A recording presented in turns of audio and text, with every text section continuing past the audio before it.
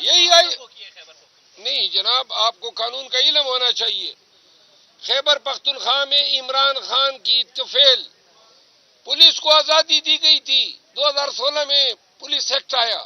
اور خان نے پولیس کو آزادی اسی لیے دی تاکہ سیاسی اثر رسوخ نہ ہو۔ خیبر پختونخوا میں سپاہی سے لے کر ایڈیشنل آئی جی تک کا تبادلہ صرف آئی جی پولیس کرتا ہے، پروونشل گورنمنٹ کا اس میں کوئی کردار نہیں ہے۔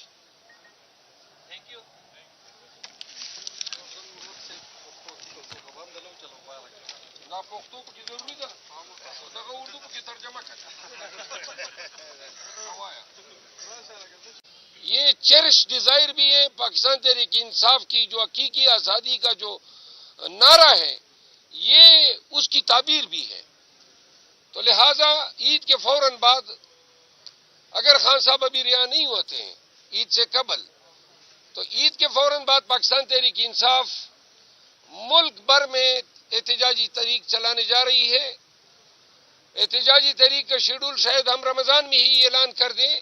لیکن چونکہ ضمنی الیکشن بھی آ رہے ہیں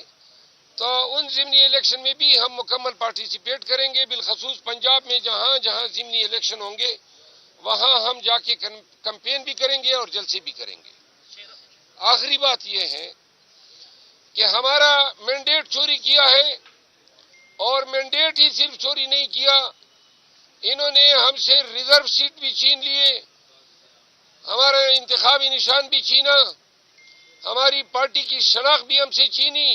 اور جب ہم نے سنی اتحاد کونسل کی شناخت اپنا لی تو کل اسپیکر صاحب نے کہا کہ آپ کو سنی اتحاد کونسل کی شناخت بھی نہیں دیتے ہیں۔ تو لہذا پاکستانیوں یہ روپ آپ دیکھ لیں پی ایم ایل این کا، یہ ان کی پارلیمانی سیاست ہے، یہ ان کی جمہوریت کے دعوے ہیں،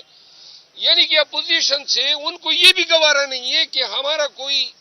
ایک پارٹی کا پلیٹ فارم ہو، اور اس لیے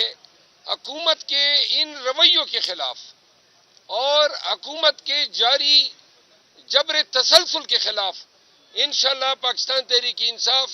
عید کے فوراً بعد مزاحمت بھی کرے گی اور احتجاج بھی کرے گی۔ صاحب کیا کہیں گے جو 6 ججز نے ہائی کورٹ کے لیٹر لکھا ہے سپریم کورٹ کو، تو آپ کیسا دیکھتے ہیں؟ کیا یہ جو شوکت صدیقی کا فیصلہ آیا ہے اس کے بعد یہ ججز بولے ہیں کھل کے یہ نہیں یہ لیٹر پہلے لکھا گیا تھا؟ کیونکہ شوکت عزیز صدیقی نے تو 2019-20 میں بتا دیا تھا کہ یہ مداخلت ہو رہی ہے۔ 2019 میں بتایا تھا، اور جب وہ صدیقی صاحب یہ بتا رہے تھے تو اس وقت یہ جج صاحبان جج بنے ہی نہیں تھے، یہ بعد میں بنے، کیونکہ میں اسلام آباد ہائی کورٹ میں زیادہ پریکٹس کرتا ہوں۔ صرف ایک جج صاحب تھے محسن اختر کیانی صاحب، باقی سارے جج صاحبان 2020 یا اس کے بعد آئے ہیں، اور صدیقی صاحب کا جو واقعہ ہے وہ 2019 کے واقعات ہیں۔ یہ جو صدیقی صاحب کا فیصلہ آیا ہے، اس فیصلے کی توقع کسی کو ایسی نہیں تھی، اور اس فیصلے کے بڑے دور رس اثرات ہوں گے، کیونکہ صدیقی صاحب نے کل کے ڈنکے کی چوٹ پہ راولپنڈی بار سے خطاب کرتے ہوئے انٹیلیجنس ایجنسی اس وقت کے ڈی جی سی جنرل فیض کو مورد الزام قرار دیا تھا بینچ اس کی کانسٹیٹیوشن کے حوالے سے۔ اگر اس وقت عدلیہ اپنے جج کے ساتھ کھڑی ہو جاتی تو آج یہ نوبت نہ آتی کہ وہ تسلسل جاری رہتا۔ تو جسٹس صدیقی صاحب کو تو سپریم کورٹ نے ونڈیکیٹ کر دیا، لیکن اس الزام کی تحقیق سپریم کورٹ نے اس وقت بھی نہیں کی جب جسٹس صدیقی صاحب کا فیصلہ دے رہے تھے۔ نہ یہ قرار دیا کہ الزام صحیح تھا، نہ یہ قرار دیا کہ الزام غلط تھا، اس طرح جان چھڑا لی کہ جی اس کی پنشن کے واجبات ادا کیے جائے۔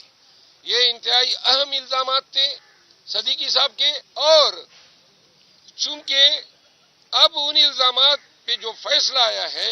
اس کو دیکھ کے یہ جج صاحبان نے ایک چیز میں آپ کو اور بتا دوں، ان 6 جج صاحبان کا یہ پہلا خط نہیں ہے، انہوں نے اس حوالے سے پہلے بھی خطوط لکھے ہیں۔ یہ پہلے بندیال صاحب کے پاس گئے، موجودہ چیف جسٹس صاحب قاضی فائز عیسیٰ صاحب کے پاس گئے، اور اسلام آباد ہائی کورٹ کے چیف جسٹس عامر فاروق صاحب کے پاس کئی دفعہ گئے، اور انہوں نے تمام تحریری دستاویزوں کا حوالہ اپنے لیٹر میں دیا ہے۔ یہ بتائیں سر کہ ضمنی انتخابات سنی اتحاد سے لڑ رہے یا پی ٹی آئی